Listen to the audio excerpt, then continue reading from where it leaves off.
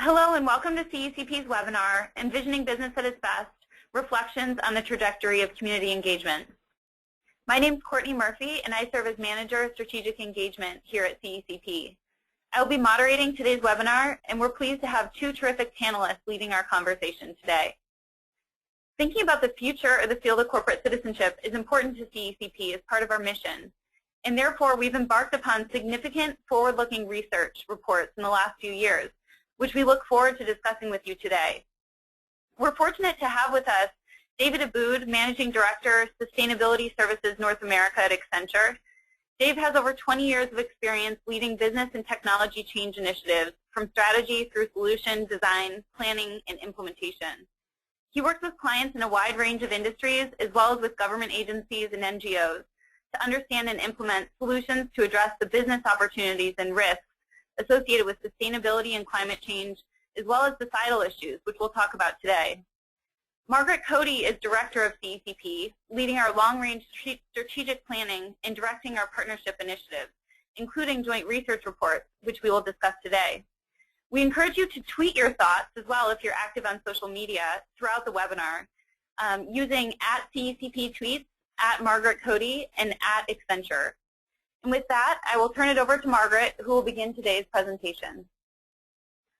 Hello, everyone, and thank you so much for spending part of your day with us. This is a webinar that we've been looking forward to for a long time to not only share with you, as it says, kind of reflections on the way that the corporate giving industry has changed over time, but also to make a couple of predictions about where we think it's going and to kind of hear a little bit from you about what some of your questions are about the trends we're seeing and what trends you might add to the conversation.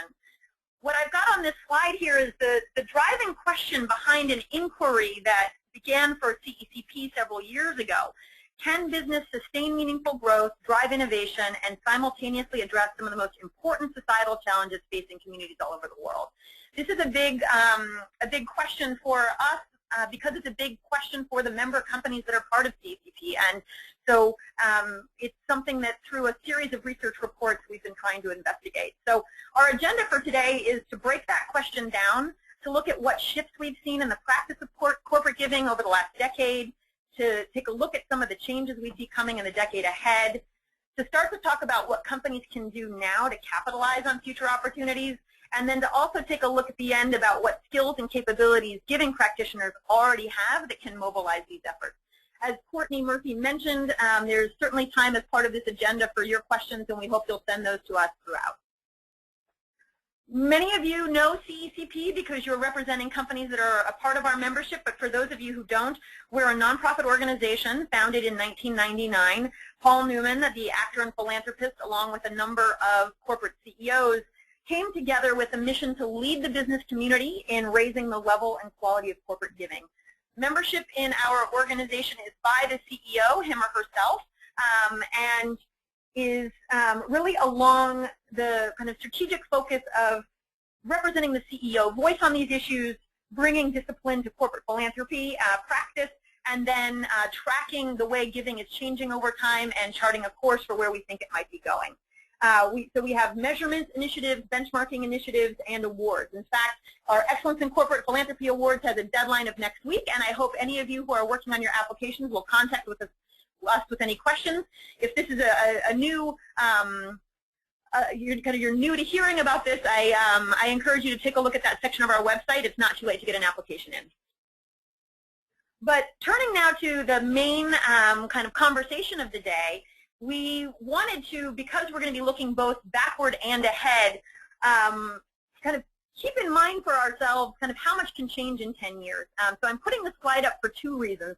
One is in looking back, kind of how many surprises there can be in the course of a decade.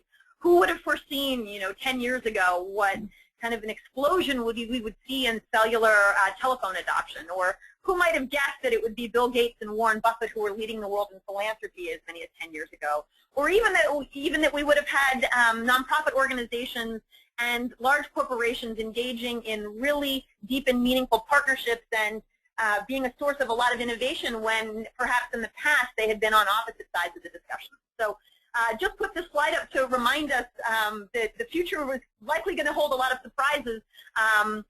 but it's also kind of worth reflecting on where we've come as kind of a guidepost for where we might be headed. So on this next slide, what I've got is a summary of some of the major trends that CECP has seen when we look backwards over the last 10 to 15 years. And I'll be very interested to hear if the people on this call find that this resonates with their own experience. Would happy to be here if it does, but if it doesn't, I would love to know the differences that you see.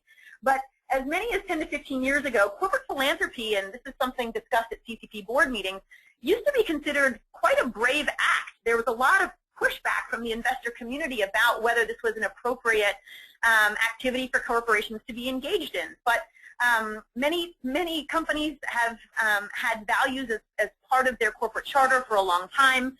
They understood that corporations had a capacity to really be good neighbors and respond to issues that were important to their communities. Senior leadership felt passionate about a number of issues, and that perhaps helped steer where some of the corporate philanthropic funds went. But in many cases, in the earlier days of corporate philanthropy, it was very intentional that giving was not strategically linked to the business or its assets. We saw often a very intentional divide between what the company was good at and what it did and the way that it allocated its philanthropic dollars. More recently, we've seen companies switch from kind of a quiet approach to philanthropy and a kind of maybe a locally driven or senior executive driven set of priorities to being more interested in trying to find grants that really had a resonance with what it is that their companies did. They were becoming more visible and proactive on community issues. In some cases, that might have been because they saw a couple of other companies perhaps getting recognized for the work that they had done, and knowing that their own companies were doing good work said, you know, maybe there is a way of talking about this. And as they did, and the climate for corporate behavior on social issues warmed, they started to say, how can we maybe do more than give cash, or how can we fund focus areas that are very close to our priorities as a business? And in recent years, I think this has gone even a step further, such that giving has become really strategic and aligned with the business. There are some very sophisticated programs out there now. In some cases, companies even co-developing programs with their nonprofit partners. It's not unusual now for companies to not take unsolicited proposals and really managing their giving budgets as a portfolio. So quite a history, I think, over the last 10 to 15 years of it kind of going from intentionally unstrategic to co-designing signature programs in some areas with nonprofits. This next slide shows a little bit of data from the survey that CECP undertakes each year to track how corporate giving is changing. And we have found that it's relatively stable, that a corporate philanthropy budget is roughly equivalent to 1% of that company's pre-tax profits. It fluctuates a little bit from year to year, but roughly it's about 1% of pre-tax profits, which is about $22 million. This 1% includes all giving to 501c3s where there's no expectation of repayment. So this is corporate giving in cash, corporate foundation giving, and non-cash, like inventory or pro bono service. So all of that coming together to form about a $22 million median giving amount, which is a very big number. And again, I think it's important for us to remember that this kind of level and quality of giving was considered quite brave as recently as 10 years ago.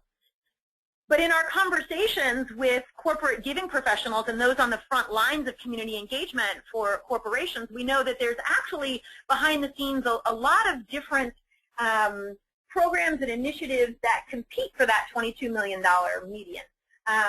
There's a lot to achieve with that budget and many stakeholders to satisfy. There are the matching gift programs, international giving, signature programs, Dollars for Doers programs.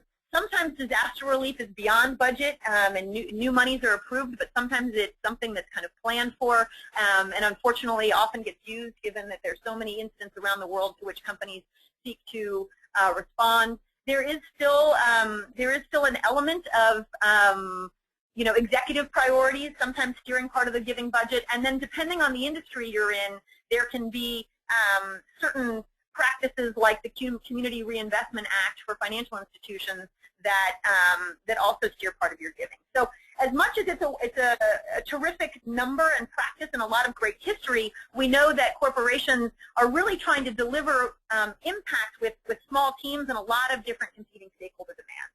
So as we look at the future of corporate giving and corporate engagement on societal issues, we've heard a couple of CEOs ask the question, how can we go even further? How can we take what we've built and learned about community engagement and perhaps mobilize more of our business around it?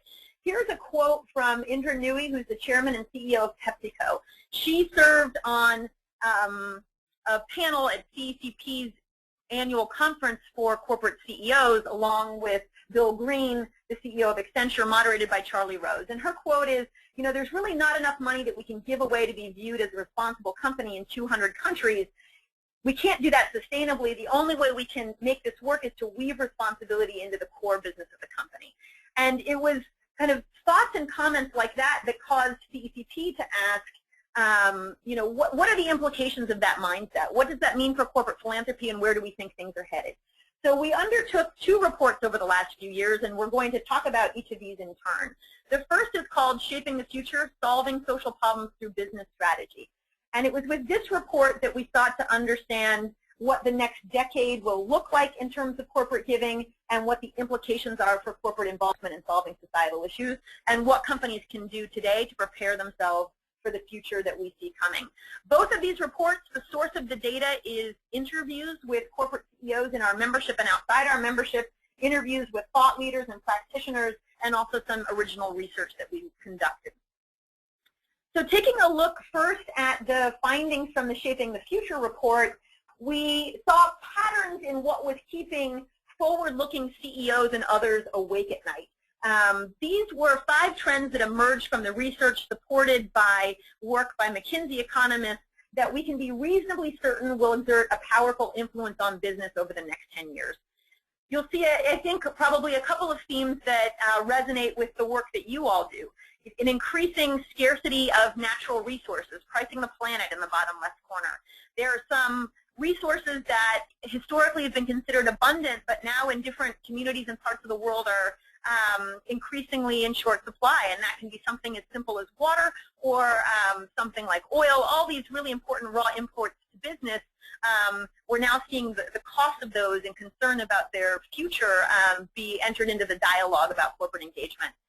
A productivity you know, imperative that economic growth might be taking place in regions where the labor force is quite young and economic growth has perhaps stabilized in regions where the demographics have the workforce kind of aging out into retirement, and how can we balance where the available workforce is and where the work is being done, and what kind of mobility implications are there for workers. We also have countries competing to attract business. We have perhaps the center of economic activity moving from west to east. All of these things are trends that we think will affect the way that business operates and thinks about its role in society. But despite the relative certainty about these 5 forces, there's still a number of aspects of the future that are a little bit less certain. And I think this is where pinpointing the role of business in society gets interesting, because the uncertainties we have kind of mapped on 2 axes here. One axis, the vertical one, is about society's expectations for business. Will society kind of be hoping that and encouraging companies to take a proactive role in their communities, or will cynicism about business and its motivations put a constraint on how far business can go in terms of its partnership with governments and nonprofits and other sectors? The other axis, the horizontal axis, is will business step up to those expectations? If there's an opportunity for companies to do more, will they seize it, or will they kind of hang back and wait for other sectors to take the lead? So depending on whether expectations for business are high and business is proactive, we get different states of the world. In the optimal situation, sustainable value creation, trust in business is high, there's a climate of innovation, and partnerships are really spurring terrific progress on societal issues.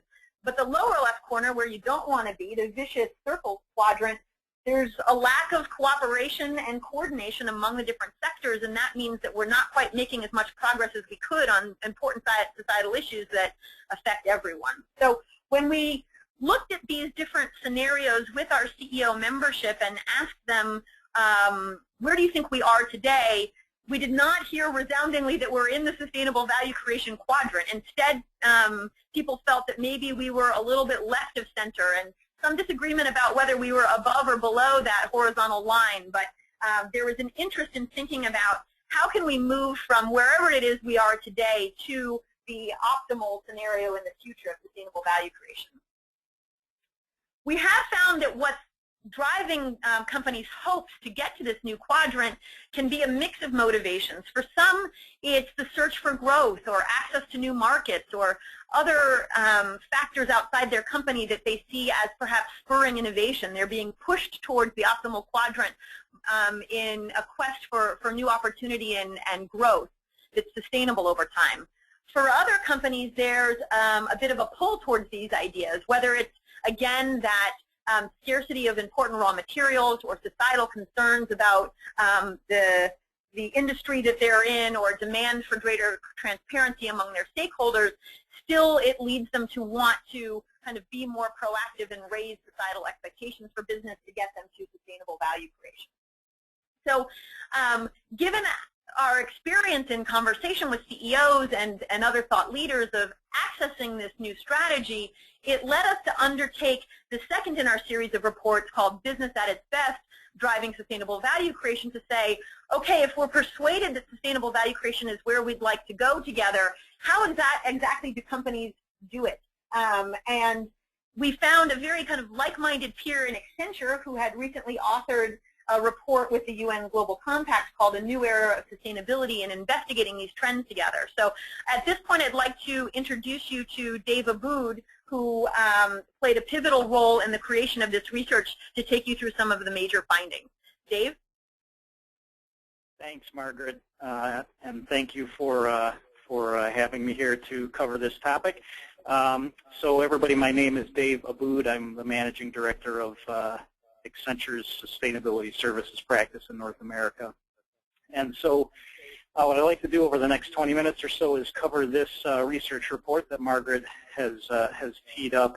And one of the critical things I think to cover right up front is the definition that we created for this concept of sustainable value creation. And I think it's important because it was really the fruit of all of our discussions with the various CEOs from companies around the world. So we didn't just hypothesize a definition and then try to prove it. We actually co-created the definition with these CEOs who are living this challenge every day. So I'd like to go through it just briefly here. And the words are important. We chose them carefully.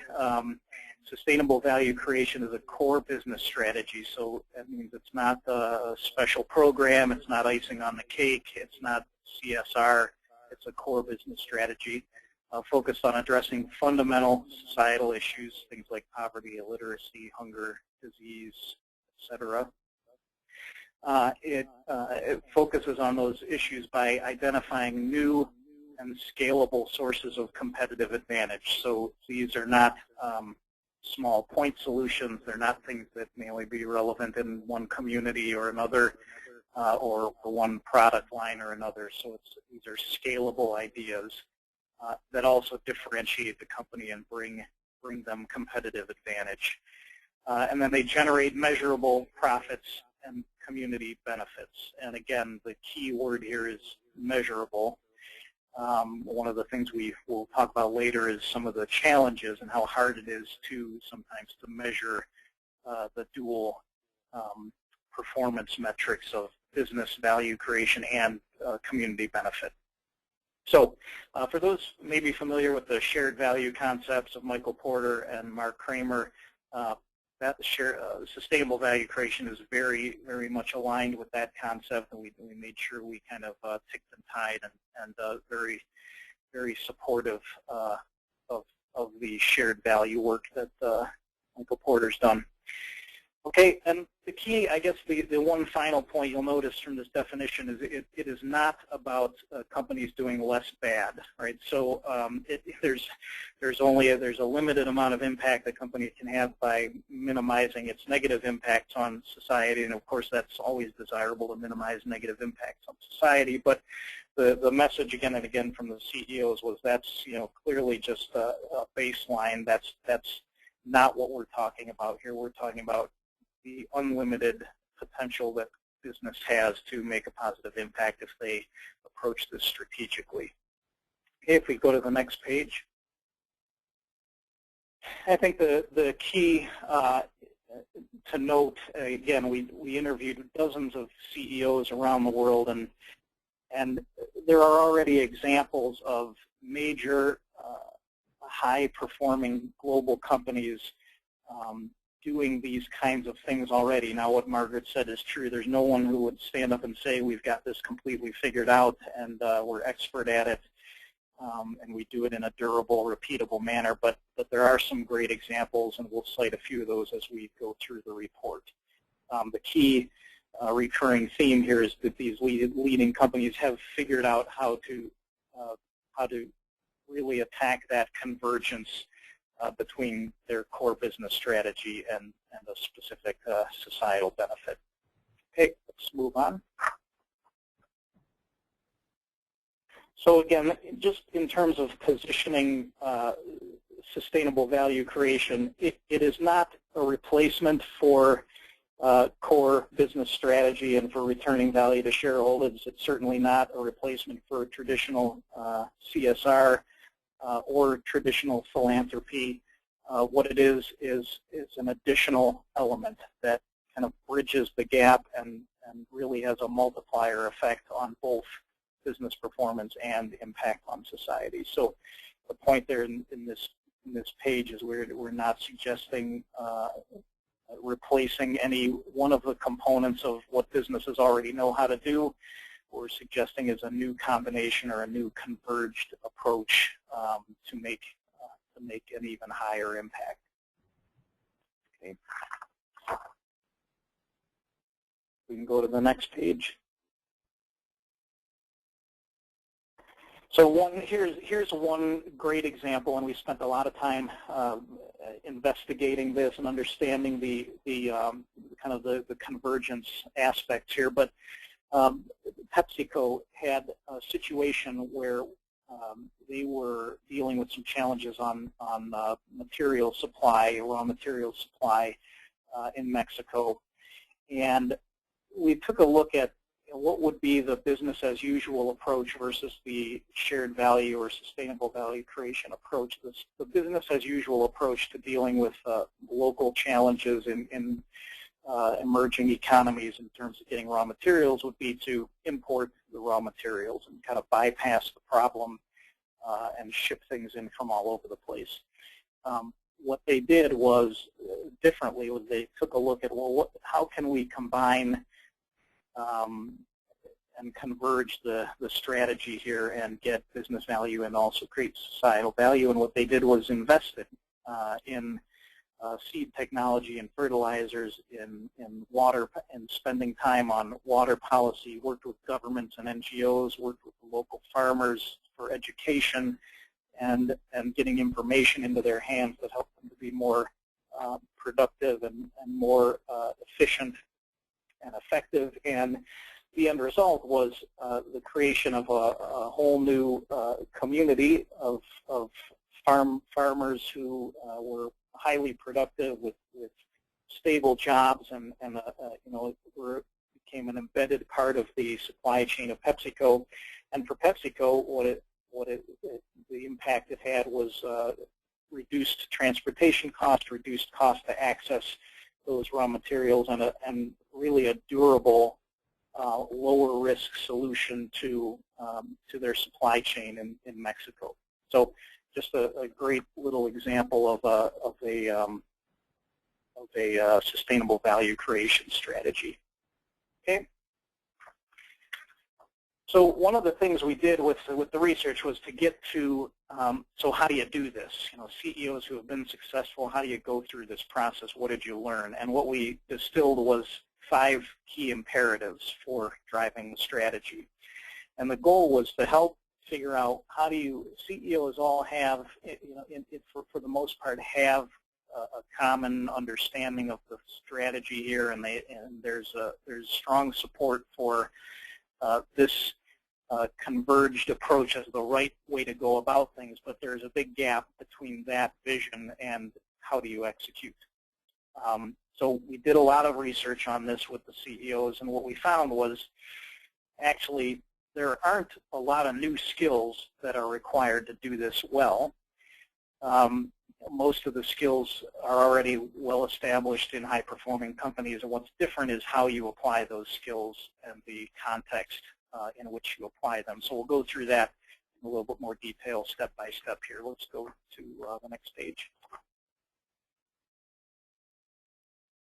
Okay, so imperative number 1 is about recognizing the opportunity. And you would think that you could just open a newspaper and read the headlines and you could easily pick what societal issue is relevant to you as a company and where should you focus. Well, it turns out it's not that easy. In fact, it's very complicated because most of these companies are global. They operate in many different regions with many different circumstances and many different challenges societally. So it takes a lot of effort to figure out what is the actual opportunity, what is the thing you want to address.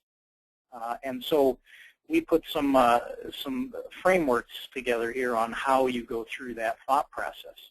And one of the suggestions that came through from our interviews was taking a look at your existing strategic challenges and peeling the onion a little bit below the top layers to understand what is at the core of those strategic challenges that might be a societal challenge or an opportunity. In the example here we have of a mining company who has as its core strategic challenge access to resources, getting more costly and getting harder to get access to scarce raw materials. And if you peel the onion and look for a societal linkage, what you learn is that that a lot of this is tied to the way that consumers use the products that are made out of that material. And so what you uncover is an opportunity for education to the end consumer on things like recycling and consumption patterns and things like that.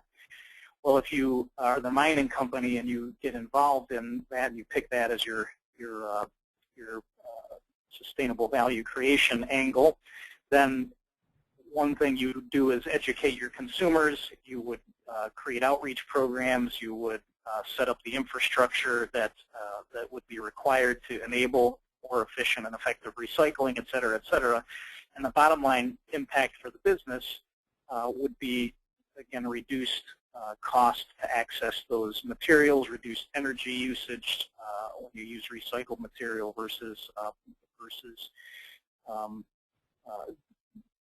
mining or extracting virgin materials. So again, just an example of taking a core strategic challenge and finding the societal issue underneath it. Let's go ahead. Okay. The second imperative is we call it recalibrate your radar. And there's a quote here from the CEO of HSBC Bank. What you're really looking for is programs to be win-win with your employees and your customers, as well as being the right thing to do, the societal impact. And the key here is engaging stakeholders. So when we talk about recalibrating your radar, if you flip to the next page, we talk about all the various different ways that companies can tap into their stakeholders, whether it's their customers and listening to the pain points that their customers are experiencing, whether it's passionate employees, critics like NGOs that may be watching certain areas that your company is involved in, and tapping into just the global trends going on in the areas where you operate. A couple of examples. When we talk about engaging critics, we spoke with Chad Holliday, a former CEO of DuPont. We talked about how they instituted a process of engaging some of their harshest and most watchful critics in the chemicals industry to weigh in on their business strategy annually or periodically and provide input from that angle, and how that really changed the way that they looked at their strategy and how they embedded societal impacts into their business strategy. GE's Health Imagination, another one that's more related to customer pain points, where the pain points for GE healthcare divisions were around access and portability of medical equipment and cost. And so they created a new business model that focused on those societal challenges as well as bringing new technology and innovations to the healthcare market. Okay, let's go on to the next page. And one of the great examples is tapping into empowered, passionate employees. And here's an example of Vodafone and how they did that with an initiative called M-Pesa, a mobile banking solution for Kenyan population that in large part do not have access to traditional bank accounts. This was an idea from a couple of passionate employees who created the idea, fleshed out the business model, and it has reached a point where 13.5 million users as of late 2010 and counting, and more than 80% of Vodafone's local subsidiary has their customer base registered on this service. And of course, then that opens the door to a lot of other interesting business opportunities for Vodafone as well. So, a great example of kind of the whole sustainable value creation model. If we go to the next page, kind of at the end of the recalibrating your radar theme is the idea that, okay, you've got a lot of great possibilities, you've got opportunities and ideas generated. How do you need to screen those to make sure that they're you're focusing on the right thing? And so we distilled 4 different characteristics. One, you need to be very clear on the societal need that you're trying to address, or else you will not fit the right solution to the right problem. Uniqueness, you don't want to be entering a crowded market. You want to be seen as a pioneer in solving this issue or the way that you solve it. Strategic fit, meaning it's got to be aligned with your corporate strategy, as we said back at the beginning, and then aligned with your core competencies. You want it to be able to be something that you already in some ways know how to do, or at least you know you have solutions and capabilities that make solving the problem achievable versus looking for things that may be too much of a stretch. Okay, we go to the next one. The imperative number 3, research, develop, and repeat. The point here is, again, about a couple of things. Number 1, really getting to know the issue and the region and the societal the group that you're trying to address and the issue you're trying to solve. The quote here, a company doesn't want to come and tell the community what they need. They want to be people with big ears and great listening skills to really understand what the community issues are, and then figure out how those align with the corporate strategy. If you go to the next page, the other thing you need in terms of research, develop, and repeat is a culture that fosters and enables this idea of taking small risks, learning quickly, and then repeating and refining. And one of the great examples I think that we have, might be on the next page, but one of the great examples was S.C. Johnson, who had almost, I think they given name to their culture, which was around failing small, failing fast, and learning big. And so the point was, whereas in a traditional corporate culture, risk-taking and failures within different levels of the organization might be, punished rapidly and severely in some cases. This takes a bit of a culture shift, and what you want to do is find ways to invest a little, learn a lot, learn it quickly, and then scale your investment as you refine your solution and your approach. So lots of good stories on both the negative side and the positive side of that from our interviews. But one of the things that was a recurring theme was this idea about how you set up a culture to apply lessons learned and how you enable people to do that without repercussions to their careers. Okay, let's go on to the next page. Imperative number 4, rewire the organization. And here, again, we got a little bit of that with the culture shift that's required to enable small failures and learning big. But the point here is there is while the skills to execute a sustainable value creation strategy may already exist in the company, there are many things that may need to be rewired. Governance structures may need to be form-fitted to fit this new strategic approach. Incentives may need to be looked at. Again, do you incent risk and learning and recycling, kind of recycling the idea and improving it? How do you set up the right incentives for people to want to do that? And then how do you communicate and get the message out both internally and externally so that it really becomes embedded into the structure of the organization?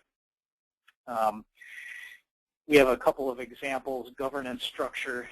One example is Nestle had a great program called Creating Shared Value, focused on developing sustainable solutions in the areas of water and nutrition and rural development, while also creating a financial return for Nestle.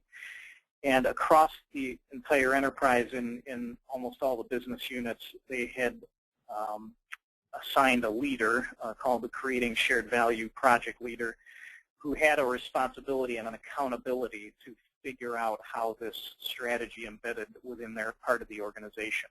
And then they're required to report regularly and share ideas, and their performance is based on how well they do this job. The other example we came across a lot was on the communication side. How do you communicate and amplify the message internally? And some of the mechanisms were things like CEO town hall discussions, where the CEO is passionate and vocal about the strategy and about the successes as well as the failures, and how people can get involved and so on, as well as the more typical kind of communications approaches with marketing and internal communications and press releases and things like that. Okay, let's go on to the next page. Another key point that came up in the Rewire the Organization topic was around measuring. And you remember back in the definition, one of the critical factors for this strategy is measurable improvements in society and business. And so what we found was it's actually incredibly hard sometimes to measure. Number one, to even figure out what to measure, and then number two, to get the data and the tools that you need to measure. And what we distilled was, again, the importance of establishing a baseline, both on the societal side and the business side. So where are you starting from? Engaging external measurement experts where appropriate. So if it's something you're not used to measuring, you don't know how to measure, engage somebody who does. That may be an NGO, maybe a government agency, or maybe other external experts. And then use the right metrics so that you're not overly focusing on one side of the equation or the other, business return or purely the societal impact. The whole magic of this is that it's got to be a blended, converged approach, or else it is not a durable approach. It will wave in the wind, and it will collapse when business gets tough or when the social issue of the day changes. So measurement, again, a very critical aspect of this whole thing. Okay, and then on the next page, imperative number 5, reinforcing the value. The point here was that there is a real responsibility on the shoulders of the C-level at the company, particularly the CEO, in terms of really adopting this as a strategic imperative, treating it as an embedded part of the business versus a special program, and then having what we call courageous conversations, or challenging, complicated dialogues with different stakeholder groups that get the message across about this strategy. And we highlighted 4 different types of conversations. One around inspiring employees, so maybe employees who are bought into this approach fully and want to go after it, dedicate their lives to it. There may be others who are skeptical and don't see how it ties to their success and their career. And so there's a balance there. Investors, it's always a challenge for CEOs to explain longer-term visionary type things to investors and how should that impact their investment decisions, but that's another complicated conversation CEOs need to master. Consumers, customers, you may have customers who, again, are fully bought into the issue you're trying to attack, or to this idea of a joint strategy, but there may be others who are not, or there may be people who say they are but then behave differently in their purchasing decisions. So again, a challenging outreach to consumers. And then partners, whether they're competitors or technology partners or supply chain partners, making the case clear for how this is good for them and how they can benefit from the company's sustainable value creation strategy. And so the point here is that mastering the balance and mastering these conversations is an absolutely critical capability for the CEO. If we go to the last page in this section,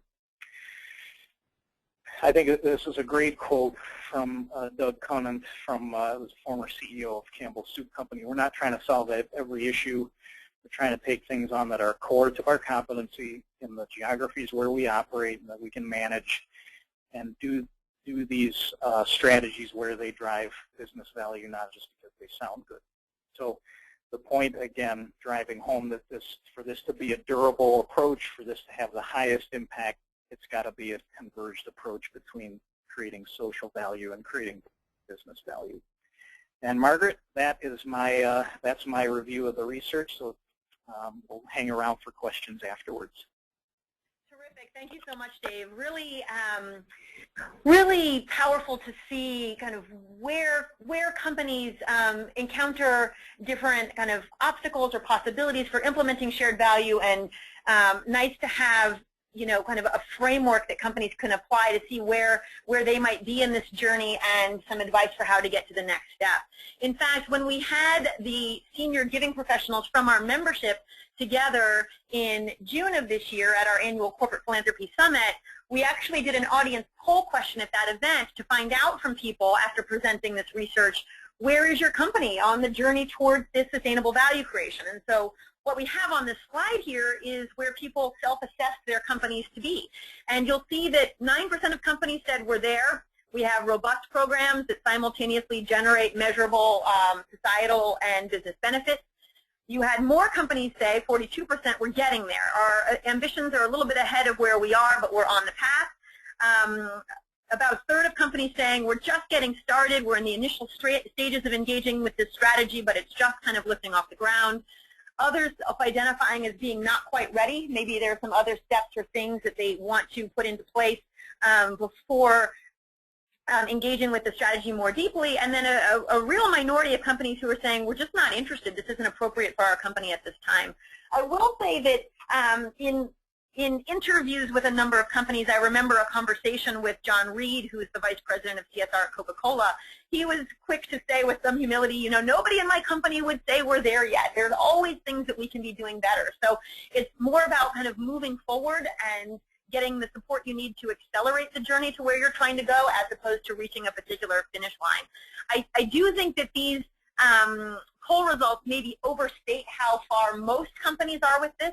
I think it's probably the case that we have companies kind of across the U.S. and the world who are a little bit further behind, maybe just getting to know these ideas and just starting to consider their implications. But I do think it is safe to say that this is kind of a strategic option that a lot of companies are considering and starting to take some pioneering steps towards.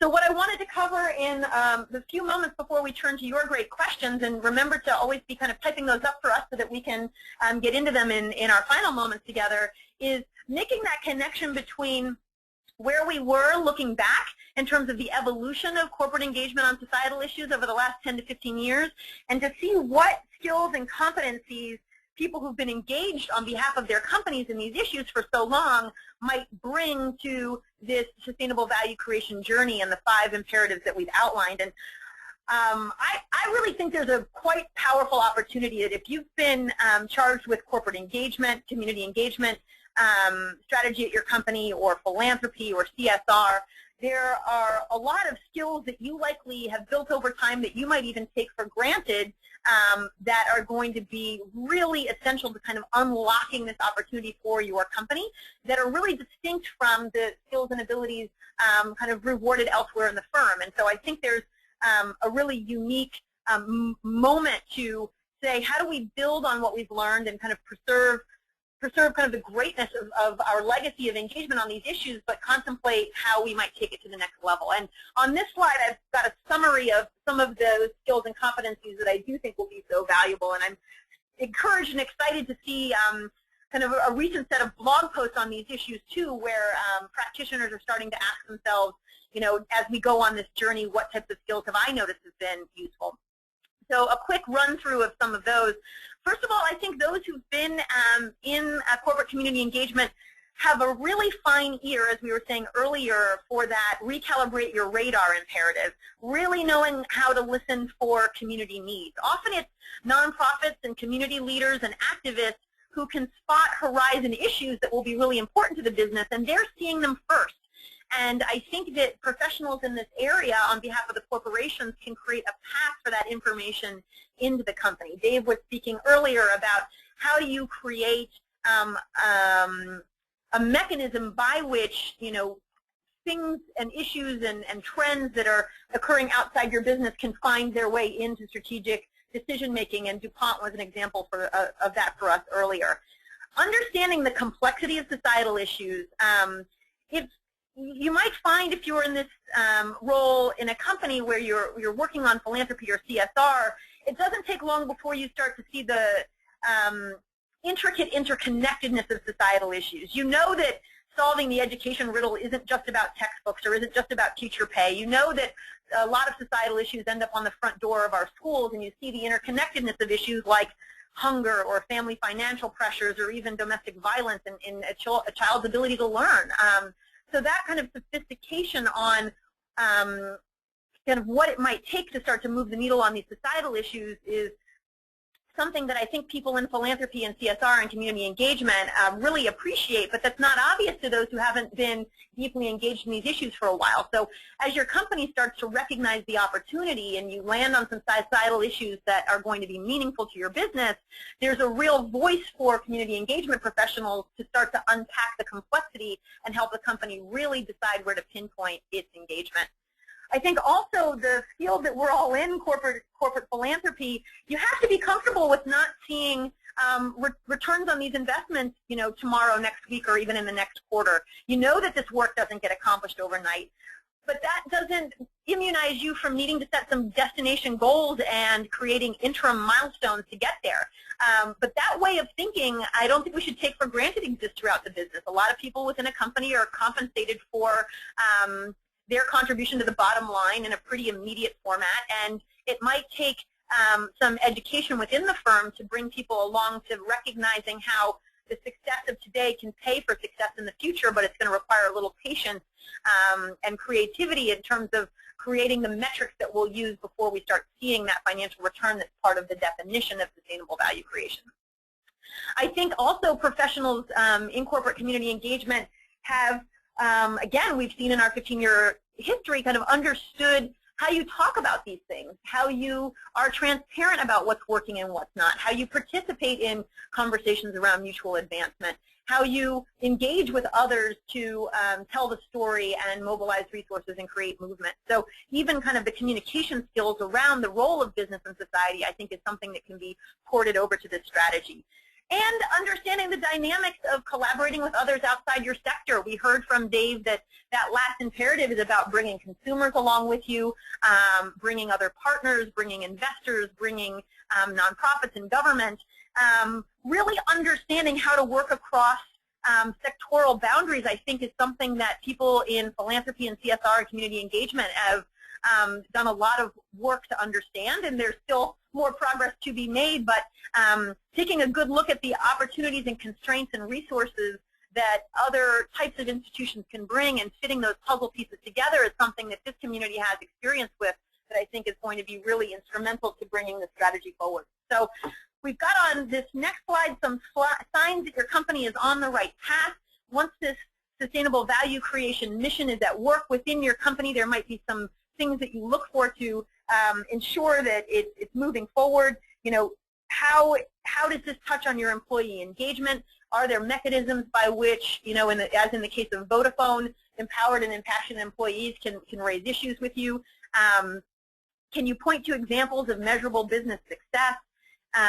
Is this become part of strategic planning rather than something that's layered on at the end? I think a phrase I've heard Dave use in the past is that this is not icing on the cake, it's really baked into the batter. So is this indeed a conversation that's happening as strategy is being set as opposed to after it's been set? So a couple of things to look for to know whether your company is kind of moving forward on these issues. So just a couple of thoughts from our history and our research over the last couple of years with an emphasis on the business at its best report, but I'd like to now use these last moments to answer some of the questions that have come up over the course of the presentation.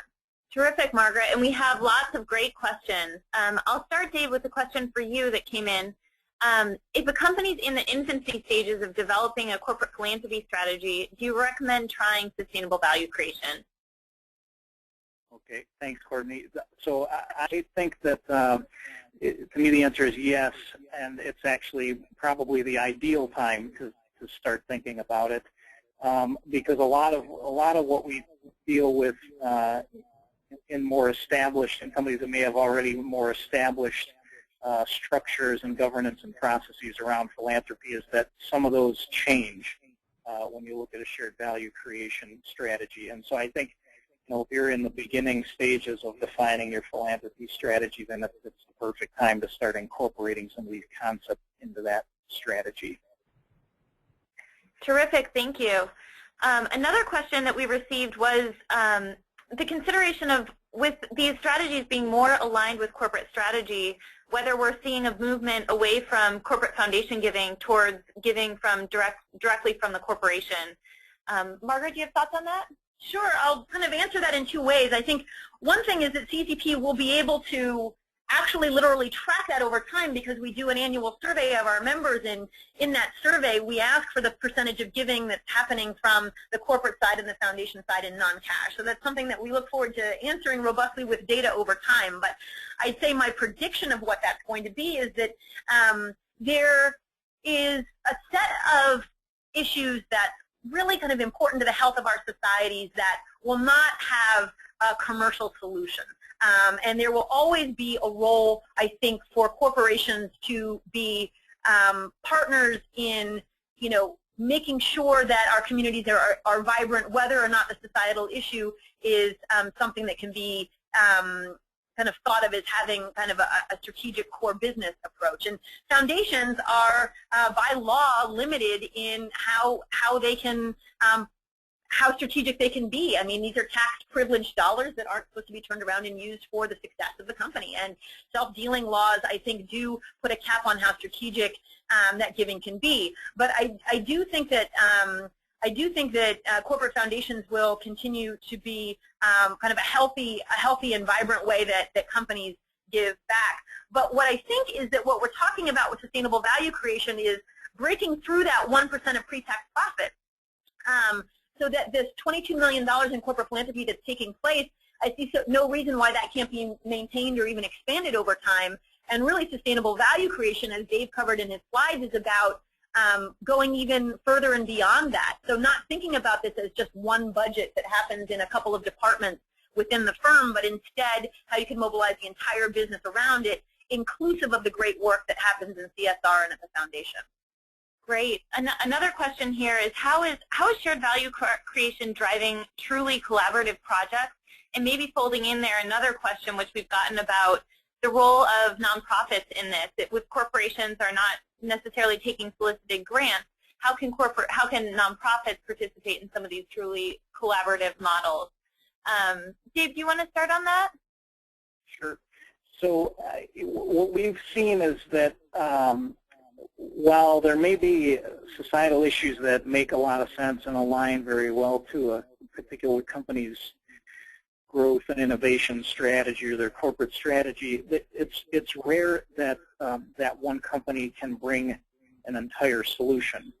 Whether they're limited in terms of their regional presence or in terms of their relationships with the local governments or the local NGOs, or whether it's a product or technology limitation where they may have one piece of the right solution, but they need other companies to bring other pieces of the solution together. So there's a lot of examples of how this particular strategy is driving some very interesting collaborations. Sometimes it's with companies who are already very critical customers of the company. Sometimes it's with other supply chain partners, vendors, or even competitors when the right governance and intellectual property structures are set up. So it is driving some very unique collaborations. And in addition to that, the company collaboration, we're seeing a lot of NGO collaboration. NGOs have figured out over the last handful of years that the real impact, they can make a real impact when they embed themselves more closely with corporations, understand their goals and objectives, and then work kind of from the inside, more in an advisor or consulting type capacity or an expert capacity than simply as a watchdog. And so some of the best NGOs out there making the biggest impact are the ones that are actually closest to the businesses and enabling some of these strategies. Terrific. So some of those nonprofits are actually focusing on the corporation's core business strategies and partnering with them in that way.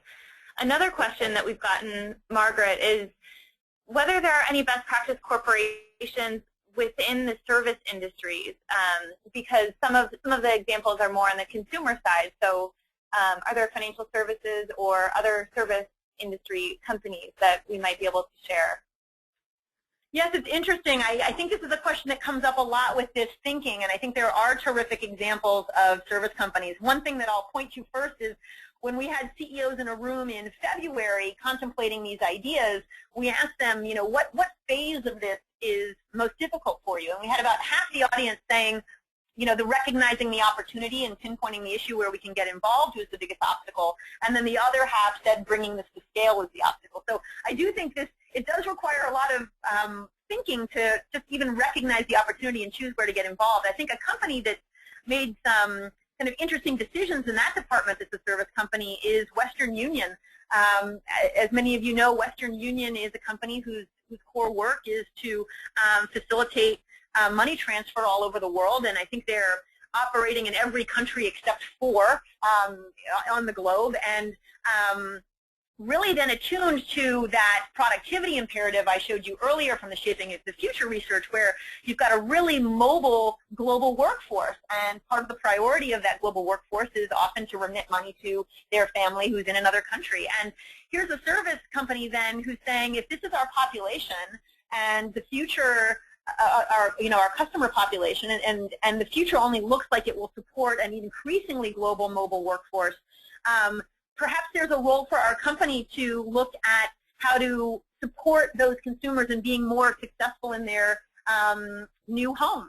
And is there perhaps a role that we can be playing in the immigration debate? And are there kind of policies that we can advocate for our consumers to be successful when they go new places? So I think you know, the willingness to look at kind of really the issues and trends facing your customer base applies to service companies very well. And another example I might bring up quickly is Aetna. That's a company that provides health insurance to companies, and they saw a sustainable value creation opportunity in terms of initiating research on health disparities based on racial differences.